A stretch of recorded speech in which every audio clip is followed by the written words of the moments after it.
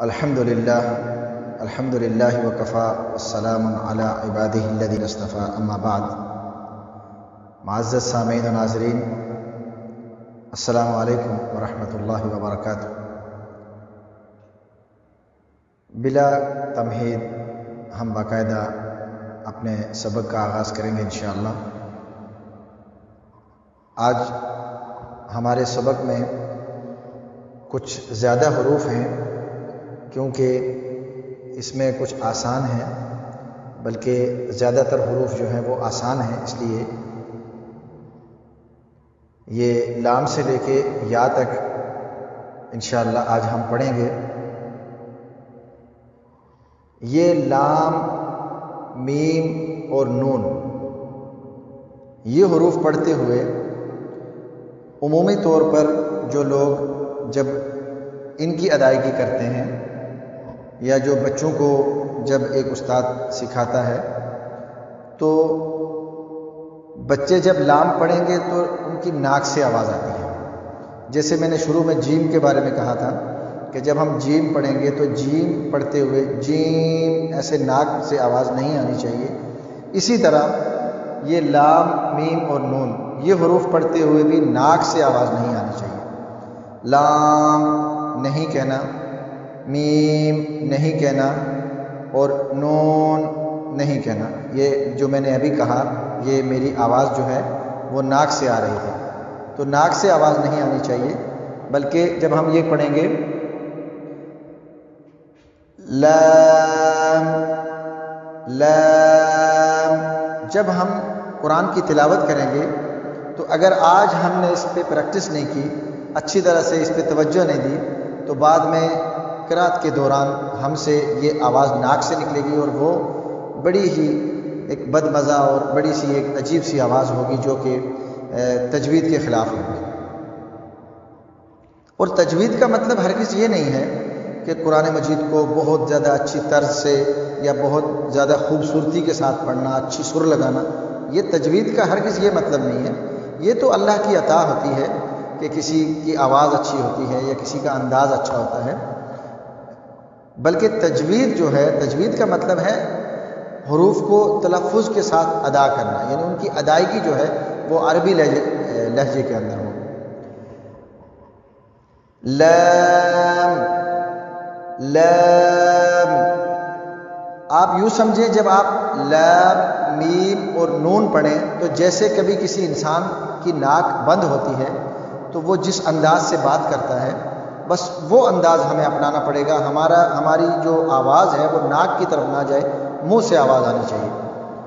لام لام، میم میم، نون نون، یہ آسان ہے، بس آواز ناک میں نہیں آنی چاہیے۔ یہ جو واو ہے، عموماً جب ایک نیا بندہ پڑھے گا تو وہ اس کو بولے گا واہ واہ، واہ نہیں کہنا، اس کو کہنا ہے واو۔ صحیح جو عربی لہجہ ہے، جو تجوید کا اہتمام کرتے ہوئے، اس کا لحاظ رکھتے ہوئے اگر ہم پڑھیں گے تو اس کی ادائیگی ہوگی واو واو۔ جب ہم اس واو کو شروع کریں گے تو ہمارے ہونٹ جو ہیں یہ اندر کی طرف ایسے فولڈ نہیں ہونے چاہیے، اندر کی طرف نہیں مڑنے چاہیے، ایسے مڑنے نہیں چاہیے، بلکہ سامنے گولائی آئے گی۔ واو واو واو واو واو۔ یہ جو ہا ہے، اس کو بالکل اندر سے زور دینا ہے، جیسا کہ ہم کبھی اگر تھکے ہارے کہیں پر بیٹھتے ہیں، کیونکہ ہمارے پاس، یہ ہم انشاءاللہ بعد میں سیکھیں گے، ہمارے پاس یہ خا بھی ہے، اس کے بعد یہ ہا بھی ہے، یہ نقطے والی خا اور یہ ہا اور یہ ہا۔ تو اب اس کو کیسے پڑھنا ہے؟ ان دونوں حروف کا تو ہم نے ان کی تو پریکٹس کی ہے، اچھی طرح سمجھا ہے۔ آخر میں جب پورا مکمل ہو جائے گا تو انشاءاللہ ہم الگ الگ کر کے ہر چیز سیکھیں گے۔ وقتی طور پہ جو اس کی آواز ہے، اس ہا کی جو آواز ہے وہ جیسے کہ میں آپ سے عرض کر رہا تھا کہ انسان جب تھکا ہارا کہیں پر آ کر بیٹھتا ہے، ایسے وہ آواز نکالتا ہے، تو یہ جو آہ کی آواز ہوتی ہے یہ ایک دم اندر سے، یہ یہاں سے نہیں ہوتی، ایسے نہیں بولتا آدمی یا ایسے نہیں کہتا۔ میں نے آپ کو شروع میں کہا تھا کہ انشاءاللہ انتہائی آسان الفاظ اور آسان انداز میں آپ کو سمجھانے کی کوشش کروں گا اللہ کی توفیق سے۔ تو جب ہم اس ہا کو پڑھیں گے، ہا ہا ہا، ہا نہیں کہیں گے اور ہا نہیں کہیں گے، بلکہ ہا ہا یوں کہیں گے۔ باقی انشاءاللہ جب مکمل ہوگا تو ہم اس کا باقاعدہ ہر حرف کی جو ہے وہ واضح کر کے اس ساؤنڈ آپ کو بتائیں گے۔ ہا، اور اسی طرح یہ حمزہ، حمزہ، یا یہ آسان ہے، یا، لام لام لام، میم میم، نون نون، واو واو واو، ہا ہا ہا، حمزہ حمزہ، یا۔ اللہ تعالیٰ سے دعا ہے کہ اللہ رب العزت ہمیں صحیح معنوں میں قرآن مجید سیکھنے کی، سمجھنے کی توفیق عطا فرمائے۔ یہ اگر میں ویڈیوز کے اندر ہی بہت دیر تک اس کی آواز آپ کو سناتا رہوں گا تو اس سے ویڈیو بہت زیادہ لمبی ہو جائے گی، لہٰذا آپ نے سب سے بہتر طریقہ تو یہ ہے کہ آپ ویڈیو کو ڈاؤن لوڈ کر لیں۔